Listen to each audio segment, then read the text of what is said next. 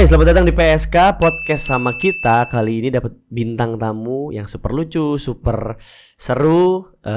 Sudah menunggu cukup lama untuk dapat bintang tamu tersebut. Akhirnya kita bisa datangkan ke PSK. Selamat datang untuk Nanang. Nang, nama panjangnya siapa sih, Nang? Saya nama panjangnya itu Nanang Panyugu. Oke, berarti sebutannya juga di TV Nanang Panyugu.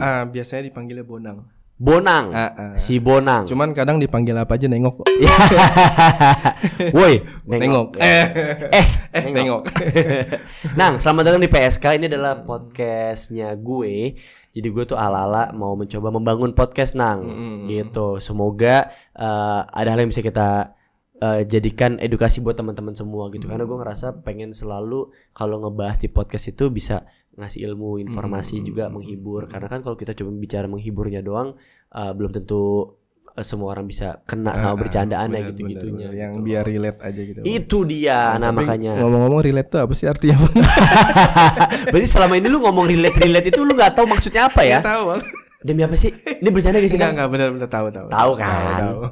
Relate itu lebih apa ya? Yang orang juga bisa merasakan gitu. Nanang dikenal sebagai anak angkatnya Pak Wendy Cagur. Gitu. Maksudnya berarti kan jasa seorang Wendy Cagur buat Nanang nih gede banget. Gitu loh. Kalau bicara awal kenal segala macem, kita udah pernah bahas di tongkrongan aja. Sekarang gue pengen lebih dalam. Buat seorang Nanang atau di mata Nana, Wendy Cagur itu apa sih, Nang? Pak Wendy Cagur itu cukup bisa dibilang penyelamat hidup. Wow, gila dalam banget. Benar Bang. Karena di saat beliau menemukan kita semua. Yes, Nanang dan teman-teman. Saya dan teman-teman kita semua kan berlapan. Yes. Robun itu. Itu cukup benar-benar merubah semua keadaan hidup, bahkan terutama hidup saya gitu. Karena kan pas sebelum Pak Wen ngajak kita semua itu, kebetulan saya lagi nganggur, Bang. Yes. Itu sekitar hampir setahun lah. Gila. Kurang lebihnya 9 bulanan lah atau 6. Tapi nganggurnya bukan tok full nganggur kan? Maksudnya ada hal yang lo kerjain tapi serabutan kan? Iya. Cuman sangat kecil gitu, Bang. Karena kebetulan waktu itu kan saya sudah berumah tangga. Gitu kan. Rumah sama tangga. Enggak. Saya berumah tangga. Bisa aja gua. Berumah tangga. Saya baru punya anak. Gila, udah punya anak lagi ya. Iya, dan harus kerja serabutan tuh pedih sih. Itu kebetulan saya nggak ada kerjaan. Jadi apa yang saya lakuin dari dagang cupang. Bahkan sempet waktu itu jadi nganter depot isi ulang, Bang. Iya. Galon isi ulang. Itu gajinya 1 juta sebulan. Gila. Dengan saya udah punya anak istri. Tahun berapa, Nang? Itu pokoknya COVID pertama itu, Bang. 2020. Sekitar segitulah. 1 juta sebulan. 1 juta sebulan. Sudah kan sehari galon yang lo harus anterin banyak banget kali ya. Nggak nentu gitu, ya kan. Jadi dan sebenarnya sih saya nggak pernah gue nganter galon doang gaji segini. Bukan, cuman ada momen di mana yang menurut saya pekerjaannya itu udah bukan kerjaan saya. Kayak kan ternyata kan di situ bukan galon doang. Ada kayak gas? Bukan, kayak sembako gitu. Oke. Dan saya warung ya, Nang? Warung. Dia sambil warung juga, dan saya harus belanja juga. Gila. Kayak gitu. Jadi menurut saya, loh, kan awalnya kerjanya cuma ngantar galon, kok harus ngurusin warungnya juga. Di situ saya udah jadi ekstra kerjaannya ya. Menurut saya kayaknya enggak deh. Akhirnya saya nyoba-nyoba dagang cupang dan lain-lain gitu. Mungkin sebenarnya kalau dari awal perjanjiannya enak ngomong, lu akan bantu-bantu yang lain juga enak, lu nya bisa nerima. Saya bisa nerima. Ini jatuhnya kayak ditipu. Bukan tipu juga sih, Bang, kayak lebih kayak di prank. Iya. Awalnya ini lama-lama harus kerjanya jadi banyak. Kecuali ditambahin lagi kan masih mending gitu. Wow. Tapi ngomong-ngomong, ini namanya PSK nih, Bang. PSK, serem ya namanya. Saya boleh mesen satenya? Bukan yang kiloan ini. PSK ini pesek artinya. Pesek. Enggak, nah jadi tujuannya gue udah jelasin juga sih di episode sebelumnya. Kenapa sih PSK serem banget namanya gitu. Tujuannya sih, Nang, supaya kan kalau orang dengar PSK itu kan pasti udah yang kotor lah, udah hal yang negatif gitu. Jadi tujuanku sih sebenarnya di otak gue ya, misalnya ada orang nggak sengaja atau anak kecil yang megang handphone tapi lupa di setting untuk kids gitu ya, terus dia ngetik PSK atau apapun itu, gue berharapnya keluarnya tuh bukan PSK yang serem-serem itu gitu loh. Gue berharapnya adalah konten lucu ini atau konten yang mengedukasi ini. Dan namanya juga lebih familiar gitu Bang. Iya, PSK gitu lebih nyangkut podcast sama kita. Oke, balik lagi ke tadi masalah Nanang yang sudah pernah kerja apa aja gitu ya, serabutan sampai akhirnya dapat titik terang dari seorang Wendy Cagur yang bahkan sampai Nanang bilang seorang pahlawan, penyelamat hidup. Benar itu. Awal kenal sudah dibahas juga gitu. Nah, yang jadi pertanyaan gue tuh gimana sih lu memaknai dan mensyukuri bahwa gila ya gue kenal sama seorang superstar loh, pelawak senior yang se-Indonesia nih kenal dia dan gue bisa ada di sampingnya sedekat itu gitu. Lu memaknainya gimana dong? Jujur sampai detik ini kalau saya pikirin gitu pribadi, kalau saya ya kayak nggak nyangka Bang, karena dulu itu pertama Pak Wendy itu idola saya dan istri. Gila, dari ngefans. Iya, idola saya dan istri, apalagi istri saya. Dari zaman trio Cagur ya? Iya, zamannya dulu ada tuh Intermezzo dulu syuting. Nama acaranya? Nama acaranya dulu Maca Lontong. Intermezzo, YKS dan lain-lain lah. Iya. Dulu kita cuman bisa ngeliat dia di atas panggung, saya di bawah. Saya ngetawain keseruan dia, kelucuan dia. Dan sekarang saya ada di posisi di mana ibaratnya kita itu dibimbing untuk menjadi ini loh gitu yang harus lo lakuin gitu, dan kita secara nggak langsung diajarin, dikasih wadah di situ. Bahkan kalau lagi di TV juga Pak Wendy bisa mengakui bahwa kan adalah anak angkat. Iya, itu yang sangat kita bener-bener kayak wah gila, berarti gue cuman bukan sekedar support system bapak, berarti gue cukup diangkat-angkat. Iya benar, pokoknya intinya nggak nyangka aja bapak bisa, ibaratnya kan kita dikumpulin dari kalau golong-golongan orang yang nggak tahu latar belakangnya. Bisa aja kita awalnya orang jahat, itu sih. Tapi Pak Wendy tidak pernah berpikiran kalau kita ini, wah ntar gue kalau ngangkat dia ntar di rumah gue atau di kantor gue begini. Wah banyak tuh kasus kayak gitu. Dan alhamdulillahnya Pak Wendy itu ngasih kita kebebasan. Yang penting kita tahu kata kasar dalam tanda kutipnya, maksudnya lu tahu tempat lu siapa di sini, bagaimana buat lu menghormati sesama lainnya. Iya. Gitu. Waktu itu pernah kejadian temen gue juga kayak gitu. Sebenarnya bukan ngangkat atau kasusnya beda, bukan ngambil penonton bayar ataupun ngangkat orang jadi kayak saudara. Ini kasusnya adalah asisten dan supirnya sendiri. Gitu. Gue lupa asisten atau ART gitu ya, sama supirnya sendiri. Jadi dia dikenalin dari orang ke orang, dia langsung percaya. Masalahnya kan dia pikir yang ngenalin ini gue kenal, jadi kayaknya harusnya dia bisa menjamin itu. Tapi ternyata kan ya tadi lu bilang kita nggak pernah tahu latar belakang orang. Sehari aman, 2 hari aman, baru kerja kayak kalau nggak salah belum genap sebulan di 2 minggu deh. Sepatu hilang, terus kalau nggak salah jam tangan hilang. Maksud gue ini kan hal yang kalau maksudnya yang merek-merek biasa nggak apa-apa gitu, ini yang agak lumayan. Nah hal-hal kayak gitu kan memang yang sangat kita takutin gitu sebagai public figure, ngangkat orang yang asing gitu. Tapi untungnya menurut gue sih seorang Wendy Cagur tidak salah sih mengangkat kalian sebagai timnya lah bisa dibilang. Karena gue lihat kalau gue tonton cara kalian bicara, terus sudut pandang kalian tentang Wendy Cagur itu sendiri, kalian sangat menghormati kok. Kalau gue lihat mereka, kalian tuh sangat segan. Semakin Pak Wendy-nya mendekat dan baik sama kalian, nge-treat kalian seperti keluarga. Kan ada orang yang malah salah mengartikan, bener. malah jadi songong, malah jadi kurang ajar. Tapi gue lihat sih kalian enggak lah, tetap ada jarak. Insya Allah Pak. Nah masalahnya sekarang kesibukan udah luar biasa. Alhamdulillah. Udah sangat luar biasa. Respon keluarga gimana dong? Wah itu kadang saya suka bingung sendiri gitu kan. Hah? Kenapa? Ya karena kadang kalau orang di kampung terutama gitu kan, pasti mereka berpikirnya gitu, wah si Nanang udah begini nih, udah begini gitu kan. Jadi udah punya banyak. Ekspektasi mereka itu sudah terlalu jauh.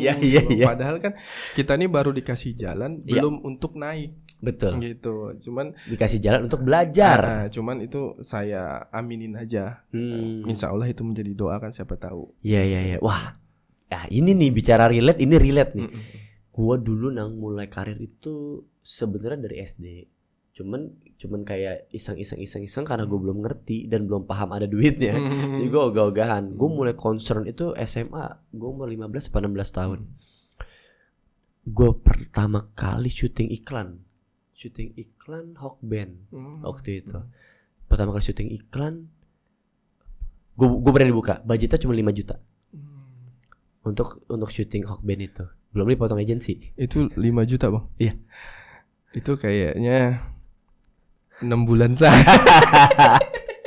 Beneran 5 juta. Maksudnya bukan gak bersyukur. Maaf bukan gak bersyukur. Tapi maksudnya untuk kalau pemikiran orang, guru-guru gue di sekolahan, orang rumah, terus juga kalau kita ukur secara talent, maksudnya itu cukup kecil iya, kan dulu kan gue baru, gue gak ngerti. Itu belum dipotong agensi ya. Dah singkat cerita, iklan itu tayang. Lu tau setiap gue sekolah, temen-temen gue minta ditraktir. Terus guru-guru gue bilang apa? Kok gak bawa mobil ke sekolahan? Nah yang kayak gitu-gitu bang, kadang kita bingung menjawabnya. Lu juga menghadapi itu sekarang ya? Bener. Kadang loh, kok begini. Karena kan orang kan kebanyakan cuman melihat kayak di sosial media dan dilihat ataupun di platform-platform lain gitu kan. Oh dia nih udah sukses, dia udah seneng. Ya mudah-mudahan itu jadi doa buat kita. Kita aminkan ya. Cuman kadang dari diri kita sendiri tuh, aduh belum. Dia nggak tahu aja kantong gue masih kering. Aduh belum, jauh. Gue cekin masih lecek banget tuh. Iya, 2.000-nya masih digulung-gulung, dilurusin lagi. Sama berarti, semua berarti merasakan itu kalau kita mungkin terjun di dunia seni. Karena orang lihatnya gini di TV ada dia, di sini ada dia gitu. Padahal dia nggak tahu ya cairnya aja berbulan-bulan tuh TV. Sama kayak gue bilang tadi, gue sakit hati tuh guru gue bilang kayak, kok masih naik motor ke sekolah? Bukannya kemarin udah syuting. Wah, gue pertama kali syuting dibully satu sekolahan. Sama nggak semua sih. Kalau guru nggak semua, tapi kalau siswa-siswanya rata-rata pada iri. Jadi gue dibully setiap gue mau ke kantin, setiap gue mau kemana pun ada artis minggir. Wah, gue sempet di titik yang bete banget dan sampai nggak mau sekolah karena itu. Oh, berarti di saat itu abang bukan mendapat pujian, malah dijadiin bahan ledekan ataupun diiniin gitu? Iya, gue malah dibully karena mungkin belum open minded saat itu, maksudnya belum cukup dewasa untuk memahami bahwa ini adalah sebuah profesi loh, sebuah pekerjaan gitu, bukan hal yang kayak harus lu cengin kayak artis atau apapun itu ada di TV. Wah, gue mengalami itu gue sampai stres, ada di titik yang gue nggak mau sekolah. Gue kalau di sekolah pasti gue dibully, gue capek. Cuman kan gue punya nyokap waktu itu sangat mendukung. Terus adalah teman-teman kelas gue juga yang kayak ngapain lu dengerin segala macam gitu. Sekarang dia ngebenci lu, besok dia akan memfollow lu kayak gitu. Itu benar bang. Itu benar. Lu menghadapi itu sekarang? Saya pernah ngerasain kayak gitu, kayak di mana dulu kan saya kan cuma penonton bayaran kan, yang bener-bener bisa dibilang budgetnya itu dulu cuma 18.000, 25.000 dan kalau dulu tuh kan, kalau sekarang kan sama sebenarnya penonton, cuman kan enggak terlihat kayak joget-joget, enggak terlihat kayak gitu kan. Dulu tuh kayak badut banget ya. Dulu tuh bener-bener kelihatan kita kan Saya juga pernah di mana istri saya sih dulu waktu masih pacaran sering diginiin, ya Yan mau aja lu pacaran sama alay. Ya alay gitu. Gila. Jujur sebenarnya sakit hati, cuman saya bilang begini, dalam hati kecil saya bilang gitu, sekarang lo ngatain gue, suatu saat lo bakal minta foto bareng sama gue. Gokil. Insya Allah itu terjadi bang. Gokil. Mudah-mudahan suatu saat nanti. Wah, aku suka nih orang-orang yang punya ambisi dalam hati kayak gini.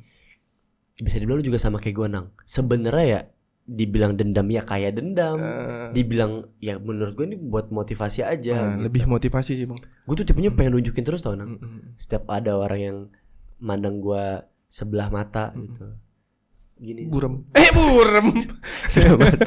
terus kayak direndahkan segala macam. Gue ngalamin itu. Gue nggak benci sama dia, tapi dalam hati gue ngomong kayak tunggu aja, tunggu proses gue, lu akan tahu hasilnya nanti. Kayak gitu. Tapi di satu sisi ada teman gue yang maksudnya kayak ya sebenarnya tuh nggak bagus kata dia, akan jadi penyakit hati dan lain sebagainya. Tapi kalau gue menyikapinya enggak sih, ini adalah motivasi aja.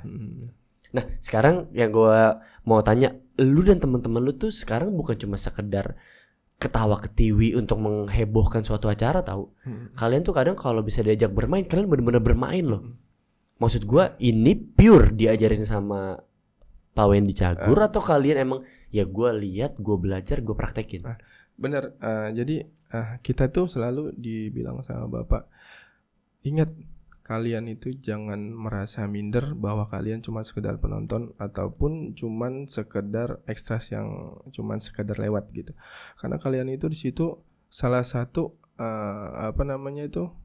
bagian dari acara gitu kata bapak. Kalau lu dikasih kesempatan main, lu harus main gitu. Tapi jangan pernah melupakan bahwa lu tuh siapa dan ini tuh ada senior, ada orang yang jauh lebih berpengalaman dari lu. Jadi kita juga harus tahu posisi kita di mana saat kita lagi harus ngeluarin joke atau diem atau apa gitu. Timingnya. Intinya bapak ngomong gitu. Kalau misalnya ada kesempatan, lakuin gitu. Dan bapak selalu ngasih support seperti itu. Gila baik banget ya. Itu tuh mahal loh ilmu. Dan yang lebih hebatnya lagi, orang-orang untuk belajar acting dan segala macam itu bayarnya luar biasa mahal emang. Dan kita di sini khususnya untuk Fake Os gitu, kita dikasih wadah, dimodalin, kita tinggal bagaimana caranya kita meningkatkan ini kita sendiri lah gitu. Diri kita sendiri bagaimana lebih baik gitu paling.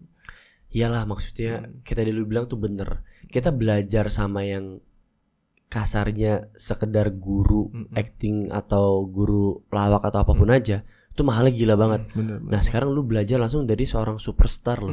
Bener. Yang ya lu bisa buktiin sendiri gitu, dia selucu apa di setiap acara. Wah. Dan gratis lagi. Nah itu bang, itu yang paling saya nikmatin gitu di saat saya ada di dekat bapak.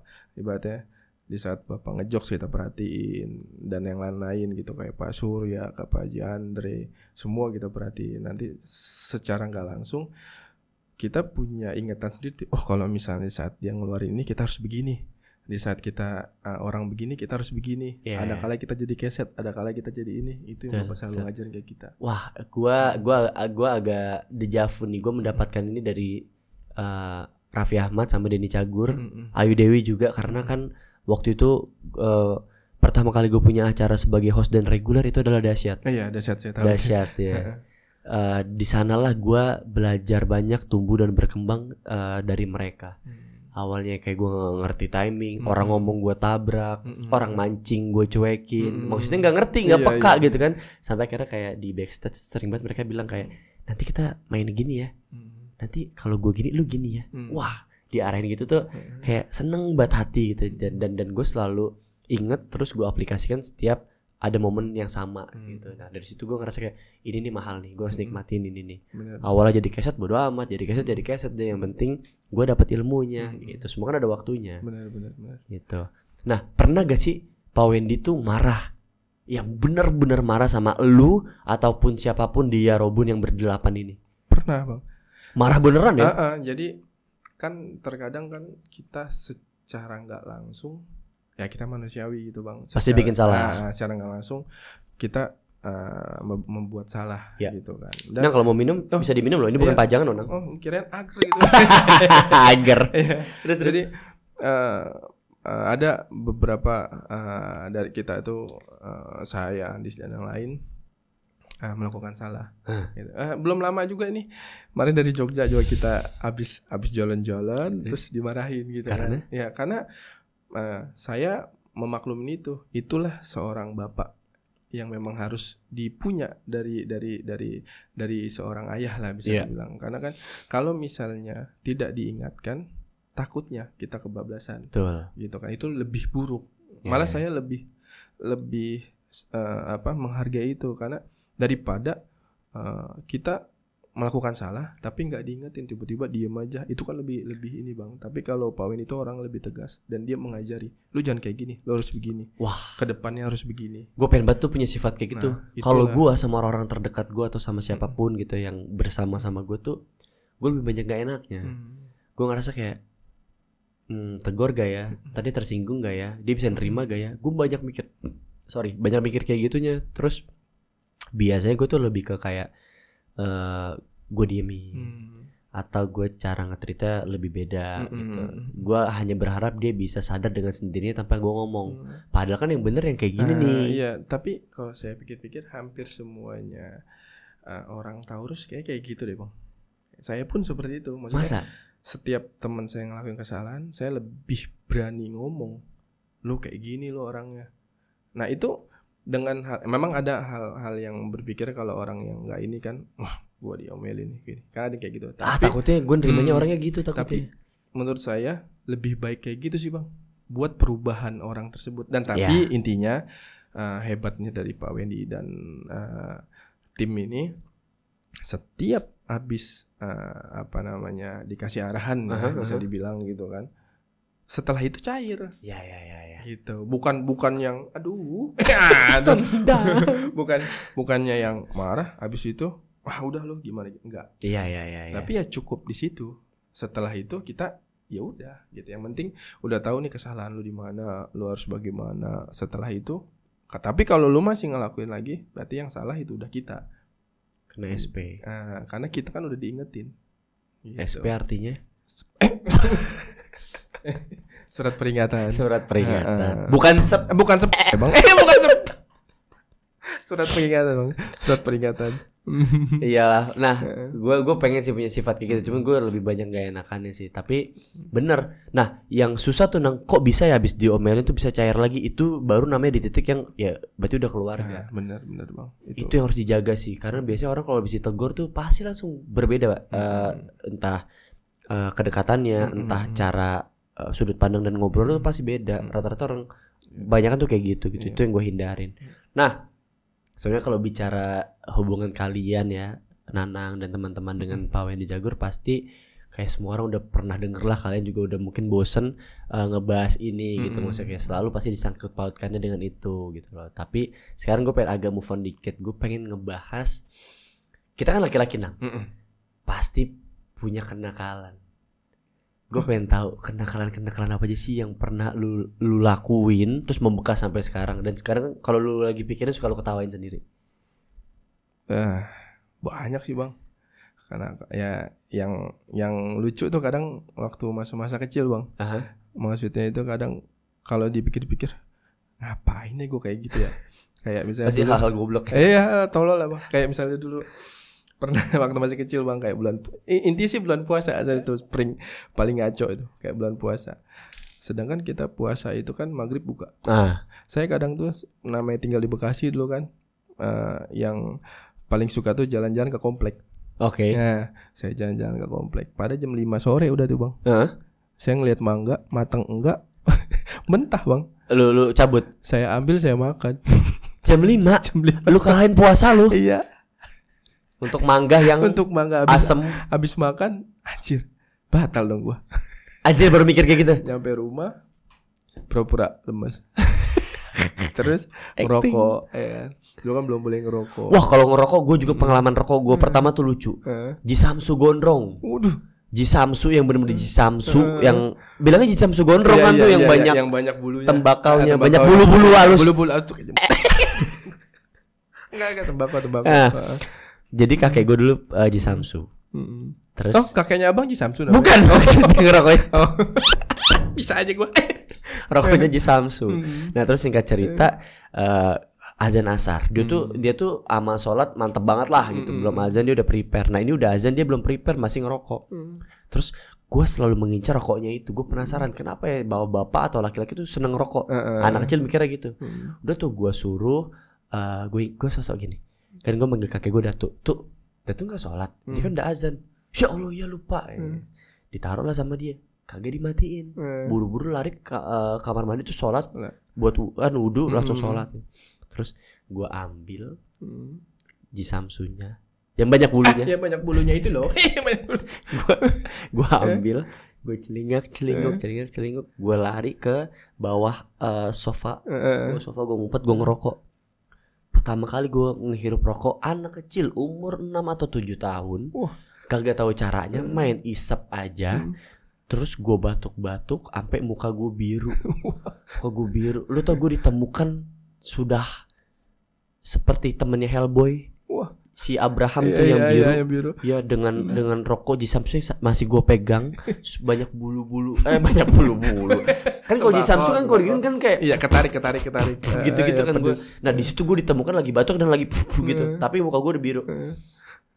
Terus nenek gue ngeliat Jadi kayak lucu, jadi kayak sinetron. Kakek gue, datu gue niatnya mau nyelamatin gue, disangka gue dikasih rokok. Jadi pas ngelihat udah, maksud gue tolongin dulu nih orang lagi biru mukanya gitu, malah berantem dulu. Kok cucunya dikasih? Lo orang dia sendiri, nggak mungkin. Tapi ngomong-ngomong abang Datu aslinya mana? Gue Bengkulu, Bengkulu, Sumatera. Makanya manggilnya Datu gitu. Udah tuh pengalaman rokok pertama gue yang kalau gue ingat sekarang, wah kalau misalnya Allah nggak sayang banget sama gue lewat itu nang gara-gara Samsu.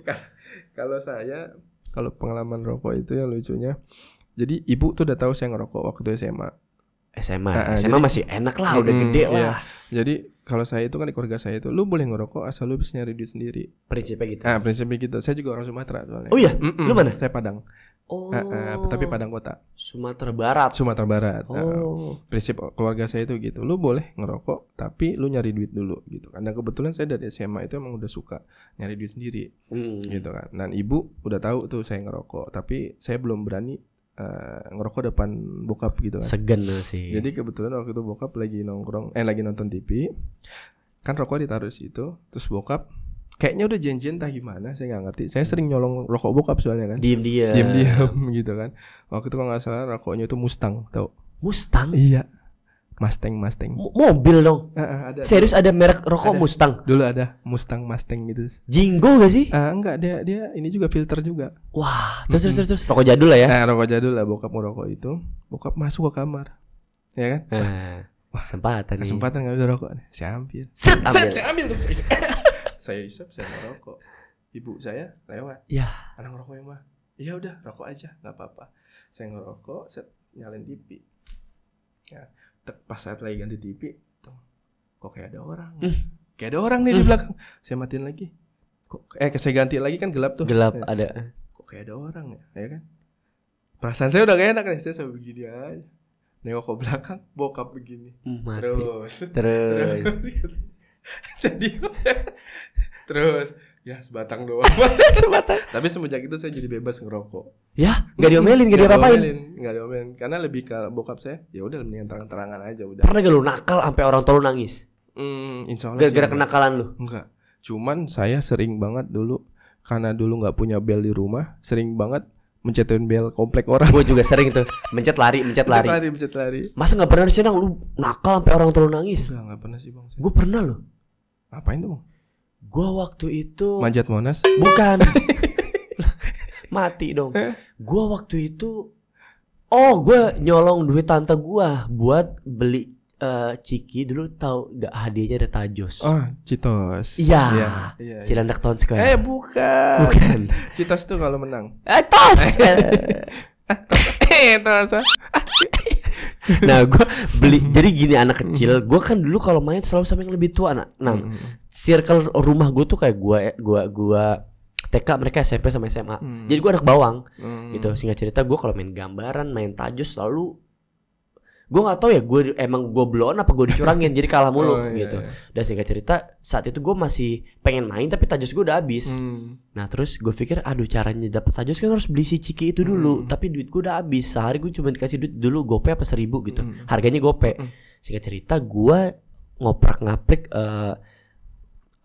lemari tante gue. Terus gue nemuin dompet yang biasa kalau emak-emak, dompet kecil yang dari kalau dia beli emas, tau gak sih lo? Kan yang dompet kecil gitu.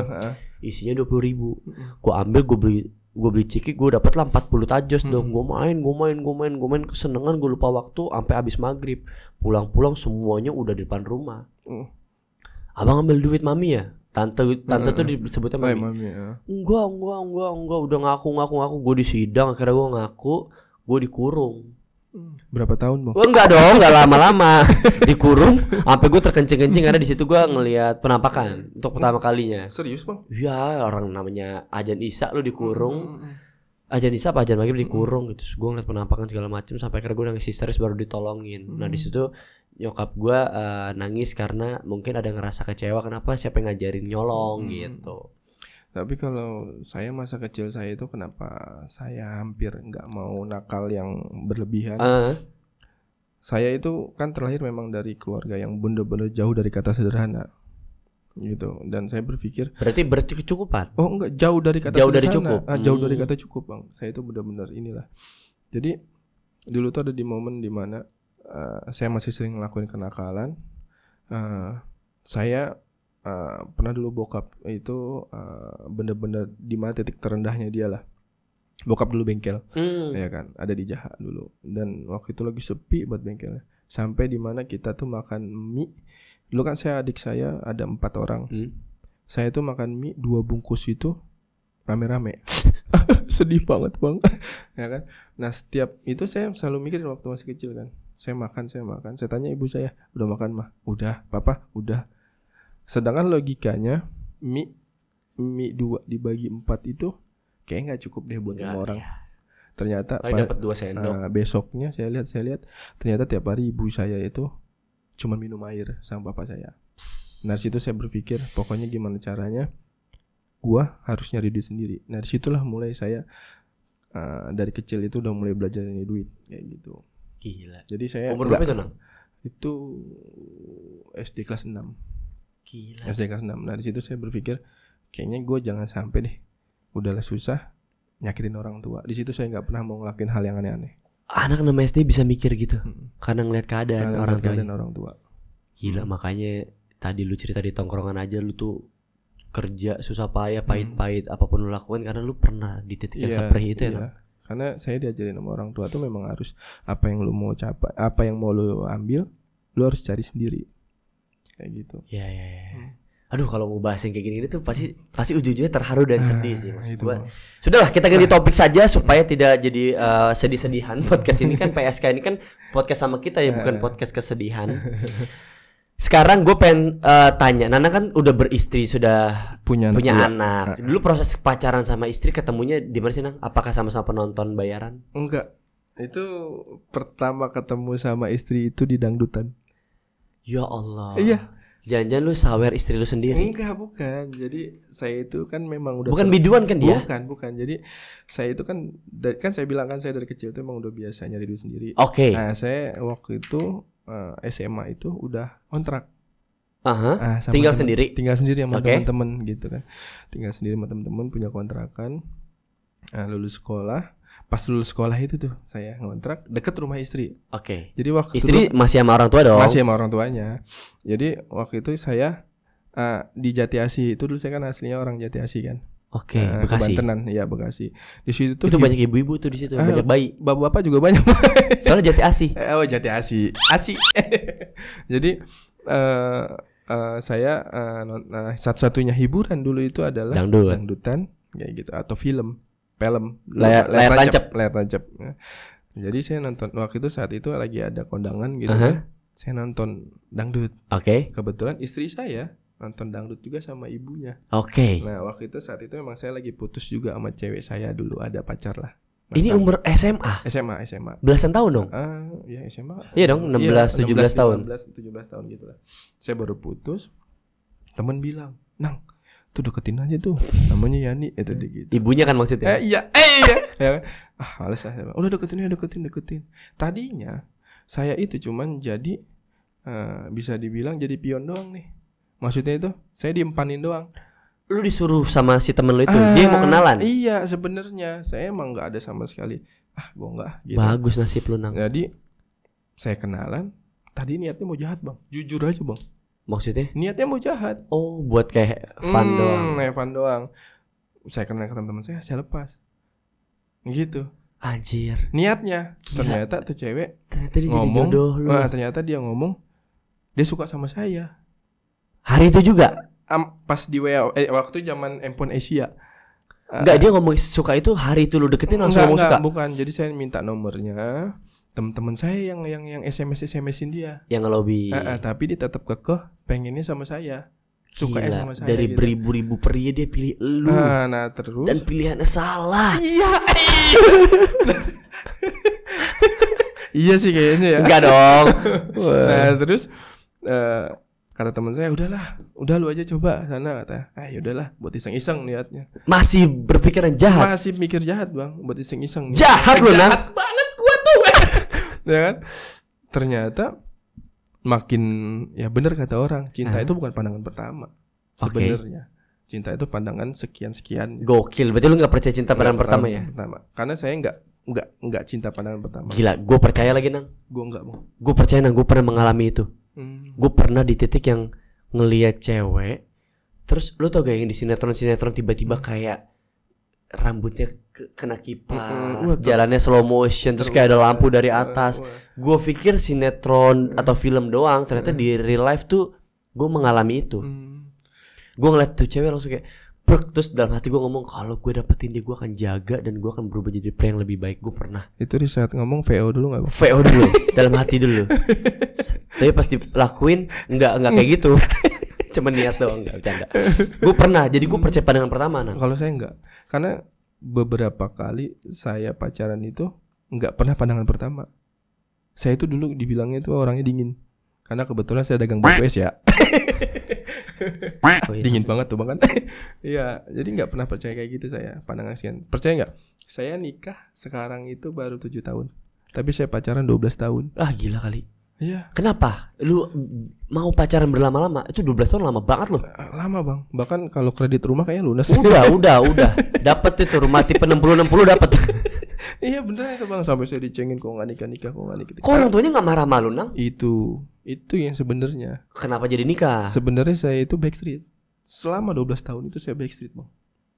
Pacarannya 11 tahun saya backstreet. Wah berarti ini yang kayak yang viral itu. Nyemut nyewe neman Kang. Apa tuh? Iya dong. Kalau saya enggak. Kalau saya itu orangnya selon. Kalau backstreet mah berarti nggak terang-terangan Nang. Bukan, maksudnya backstreetnya saya itu saya terlihat temenan tapi pacaran gitu ya. Oh pas ngejemput sosok temen. Kayak gitu. Tapi selama 11 tahun itu saya nggak pernah disetujuin sama orang tua saya. Karena dulu itu orang tua dia apa orang tua lu? Orang tua dia. Orang tua dia. Karena nggak tahu kenapa ada namanya dulu tuh kayak pertama mungkin pekerjaan saya itu udah pertama. Pekerjaan saya itu tidak mampan gitu. Terus yang kedua karena saya orang Padang. Loh apa urusannya? Katanya orang Padang tuh doyan kawin. Dan dia takut anaknya itu mau dibawa jauh. Sorry, asli lu orang Betawi. Oh, stigma yang kayak gini. Ya gitu kan. Tapi biasanya orang Padang tuh justru dikenal identiknya bukan doyan kawin tahu, justru kayak pelit lu orang Padang lu ya gitu. Mungkin itu juga Padang bengkok kan ada sebutannya. Padang bengkok. Ya kan ada gitu. Emang iya? Iya, dulu ada sebutan Padang bengkok, maaf gitu ya. Jawa koek kayak gitu. Jawa koek masih kecil gitu. Iya. Mungkin ada stigma kayak gitu-gitu juga. Cuman enggak tahu kenapa kayak gitu-gitu tuh jadiin alasan. Pernah bakal dulu istri saya itu dijodohin sama orang. Supaya enggak malu. Supaya enggak sama saya samperin orangnya, saya ajakin berantem. Anjir. Hukum rimba yang dipakai sama dia. Iya. Ya kan? Terus tuh orang ciut lah ya. Itu orang itu minta maaf. Pertama dibawa orang 5. Anjir. Saya sendiri. Pertama di SMS itu bla bla bla bla bla bla bla bla. Janjian lah. Kalau orangnya nonton. Lu inget kan? Gila 5 lawan 1. 5 lawan 1. Ya kan. Bonyok dong. Enggak. Dulu saya itu cukup nama saya bisa dibilang cukup inilah gitu kan. Jadi ternyata pas dia bawa temennya, salah satu dari temennya kenal saya. Langsung ciut di situ. Oh mungkin temennya bilang jangan dilawan gitu. Si Nanang gitu kan pas nengok si Nanang tekbal. Enggak gitu juga. Udah temennya cabut, ditinggalin sendiri sama dia. Yang 4 cabut nih, yang 5. Yang 4 tuh cabut. Dia sendiri. Di situ saya tanya gimana. Ya udah gue minta maaf aja. Anjir. Padahal di SMS beda omongannya. Anjir pecundang banget ya. Saya bilang ya udah lu samperin orang tuanya si Ani. Saya bilang lu ngomong deh gimananya. Akhirnya dia ngomong ya kan. Udah cabut. Gitu. Jadi kita bertahan. Terus tanpa disadari di belakang Nanang sudah ada orang tersebut. Mana? Mana? Enggak. Habis itu udah diomongin baik-baik, dia enggak mau. Udah banyak tuh bang, ininya lah lika-likunya. Iyalah 11 tahun Nang. 11 tahun akhir tiba-tiba saya ditelepon sama orang tuanya, suruh datang ke rumah dan langsung ditanya, berani nggak lu nikahin anak gua? Gokil. Kaget saya bilang, oke, berani. Bulan ini saya nikahin. Asik. Alhamdulillah. Padahal saya bingung bang, tapi memang dasar rezeki ya. Saya dapat event cukup besar uangnya. Buat nikah itu. Itulah Nang, kalau udah niat lu baik langsung dikasih. Nah, kenapa 11 tahun ini dibikin susah? Niatnya jahat. Iya sih kali ya. Kayaknya itu deh bang. Iya, kalau niat lu baik langsung dikasih sama Allah nih, lu mau nikahin nih gue, lu mau lu halalin gue kasih. Selama ini 11 tahun buat main-main doang. Tapi itu bener bang itu. Awalnya tuh saya cuma sekedar pion doang. Awalnya. Gila nggak sengaja ya. Tapi bini lu tau gak lu sebenarnya cerita ini dia tau gak? Saya cerita sama istri saya. Terus respon dia? Ya udah mau gimana lagi? Karena memang dulu kan saya cukup nakal ke perempuan. Ah masih kali sekarang? Enggak bang. Enggak. Tadi minta bawain Elsie. Enggak dong. Panik. Panik. Anak berapa Nang? 2 bang. Asik mau nambah katanya. Ntar dulu dah. Kenapa emang? Kan 2. sumber rezeki loh. Kan kalau kata pemerintah 2 aja cukup. Tapi kata Rasulullah, kata agama makin banyak rezekinya. Bener bang, cuman kan kemampuan saya belum dulu nantilah. Kalau memang rezekinya, iya. Ya udah. Tapi kan saat tadi lu mau berniat baik, mau nikah, gitu kan, rezekinya langsung gede kan. Alhamdulillah bang. Berarti harus nikah lagi Nang. Tadi sih pengennya gitu. Enggak lah bang. Enggak lah jangan. Satu aja bang. Bini saya galak bang. Alasannya kayak Adit ya. Bini gue galak, satu aja gak habis-habis gitu. Enggak. Asik gila, ini seru nih Nang. Gue bisa mengenal lo lebih jauh nih. Karena kan selama ini ya udah nanangnya Wendy Cagur gitu. Dan sekarang gue udah tahu background story keluarga lu, bahkan sampai rumah tangga lu juga. Gue senang banget sih, maksudnya kita bisa jadi temen kayak gini. Saya juga sampai sekarang gak percaya juga diundang ke sini. Masa sih? Sumpah. Wah gila, gue seneng banget Nang. Gue nunggu lu berapa lama lu tahu kan? Gue chat terus walaupun emang gue agak suka dadakan karena schedule Nang. Kalau anak-anak sinetron tuh schedule-nya. Justru sayanya yang gak enak bang. Maksudnya saya ngerasa tuh pas dari awal kayak nolak-nolak gitu ya. Aduh gue gila tertakut disangkain begini. Makanya pas tadi abang bilang lu bisa gak sekarang? Ya udah saya langsung bilang sama abang, saya takut nanti malah timbul statement yang enggak gitu kan. Saya bilang udah bang, ya udah, iya gitu. Padahal tadi lu habis syuting, lu capek. Iya, padahal saya bingung gitu. Waduh, iya nggak ya? Cuman yang tadi saya bilang saya nggak bisa sendiri, takut. Iya. Makanya lu bawa kuncen. Iya, Adis. Nang, thank you banget. Udah mau ngobrol-ngobrol, mau berbagi cerita. Sama-sama. Gue happy, mudah-mudahan silaturahmi kita tidak terputus. Maka minjem 100. kita bisa ini anaknya komunikasi terus ya, jangan sampai pertemuan ini pertemuan yang terakhir. Amin. Gue happy, gue anggap Nanang udah seperti teman aja lah, karena mungkin kita ketemu baru dilapor pas kali sama di sini ya, tapi gue ngerasa kayak Nanang ini orang baik gitu, maksudnya Nanang, Andi semua kayak mereka ini orang baik gitu, maksudnya that's why gue ajak kolaborasi. Tapi gitu. maaf nih bang sebelum saya motong, tapi saya salah satu orang yang sangat percaya di mana kalau misal ada pertemuan itu pasti bakal ada maksudnya. Contoh kayak pertama kali saya ketemu Pak Wendy, ngobrol-ngobrol, tiba-tiba saya ada di lingkungannya. Terus tiba-tiba kita bikin TikTok awal pertama kan dulu. Iya. Itu buat promo lapor Pak ya. Terus tiba-tiba abang DM saya. Itu tuh kayak gitu-gitu kayaknya bukan suatu kebetulan deh kayaknya. Kayak memang sudah ada jalannya sih kayaknya. Cuman tanpa kita sadarin itu seperti itu. Kayak saya sama istri saya nggak sengaja ketemu. Tiba-tiba saya jadi niatnya cuman mau ngewe. Itu jadi halal. Enggak, bukan bang, bukan. Tapi bagus Nang. Jaga pemikiran positif tersebut. Gue juga percaya ini sebenarnya kalau mau lebih dalam ya Nang, sesimpel lu dari sini jalan pulang. Bener. Ntar kayak di jalanan lu ketemu misalnya pengemis atau lu ketemu kayak sesimpel kayak tukang gojek lagi berhadapan sama lu. Sebenarnya gue yakin kayak itu semua tuh kayak Tuhan pertemuin pasti ada maksud. Pasti. Gitu. Cuman kita emang nggak aware aja gitu. Cuman yang kayak gini-gini nih, gue juga setuju sih. Tapi mudah-mudahan kayak lo bilang pasti ada maksud dan mudah-mudahan bukan yang negatif, mudah-mudahan positif. Makanya gue bilang kita coba ya Nang kolaborasi gitu. Makanya gue nggak tahu kenapa juga Nang, maksudnya tiba-tiba kenapa ya kok gue pengen banget konten sama Nanang dan Andis dan anak-anak Yarobun, kenapa ya? Maksudnya kayak dari sekian banyak orang gitu loh. Kenal juga cuma sekali di acara gitu.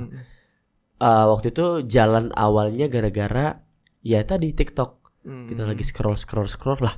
Ini bukannya anak-anaknya Pak Wendy nih, gue bilang, oh mereka punya konten seru ya, keren juga ya, mereka kreatif ya, mereka juga pengen punya karya gitu. Gue tontonin tuh, tapi gue nontonnya bukan dari YouTube, jadi gue cuma potongan-potongan yang tadi kalian bilang viral.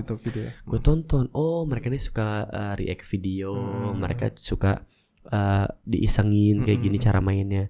Terus kayak ya udahlah next. Oh mereka suka dilemparin petasan, banting, terus mereka kaget-kaget gitu. Kagetnya gimana? Tapi bener bang, saya itu kaget. diundang. Ada yang nonton nggak ya? Ya lu ngomong kayak gitu kan gue bilang, nah nggak boleh kita berkecil hati. Maksudnya kayak coba aja dulu. Toh kan gue juga nggak minta kayak harus nih ada yang nonton. Enggak, maksudnya kayak gue cuman gara-gara TikTok itu terus gue kepikiran kayak aja kali ya. Gue cari, gue cari Instagram segala macam karena gue nggak punya WhatsApp lo dong gitu. Instagram gue coba chat gitu, wah ada responnya segala macam, janjian deh gitu. Makanya akhirnya terwujud hari ini bisa konten sama Nanang. Mudah-mudahan kedepannya ada konten-konten selanjutnya karena gue yakin nih mulut gue gatal banget, banyak banget hal yang pengen buat gue tanyain ke lu Nang. Gitu maksudnya pengen, mungkin juga gue mewakili para penonton yang pengen tahu sebenarnya gimana sih mereka di luar sana atau di belakang kamera kehidupan mereka kayak apa sampai mereka bisa ada di proses kayak gini gitu. Tapi ini kayak sudah terlalu panjang karena kalau panjang nanti sayang. Iya udah kepanjangan ya. Panjangan, kita udah ngobrol banyak hal. Makasih Nanang sudah datang ke PSK. Sama-sama Bang, saya juga terima kasih banyak. Jangan kapok. Enggak. Nanti kita ngonten-ngonten lagi. Oke. Kita berkolaborasi lagi. Nanti janjian lagi. Siap. Dan kita nanti akan datangkan istrinya Nanang di sini. Jangan ya. Jangan ya. Jangan Bang. Atau mertuanya Nanang. Waduh. Jangan tawa lo. Yang ketawa emang punya. Gituin balikin dong. Punya kan. Gagal 2 kali aja ngetawa-ngetawa gitu. Tapi nanti kita bikin sayembara kali ya. Andis mencari jodoh. Wah, banyak tuh bajil. Oh iya kan di tongkrongan aja dia sukanya sama cowok katanya. Nah, iya. Wah. Oke, Nang sekali lagi makasih banyak. Terima kasih buat ceritanya, terima kasih buat waktunya. Mudah-mudahan dari sini ada yang bisa dipetik dan diambil sama para teman-teman PSK ya. Yang lain lagi nonton. Akhir kata makasih banyak. Mudah-mudahan Nanang sehat, sukses selalu. Langgeng sama istri, karirnya juga makin bagus. Salam sama Pak Wendy Cagur. Saya belum izin menculik kamu dan Wendy. Wendy, kamu dan Andis kesini. Aku belum izin sama Pak Wendy Cagur. Mudah-mudahan nanti aku DM deh abis ini buat izin. Akhir kata, sampai ketemu di PSK selanjutnya. Bye bye.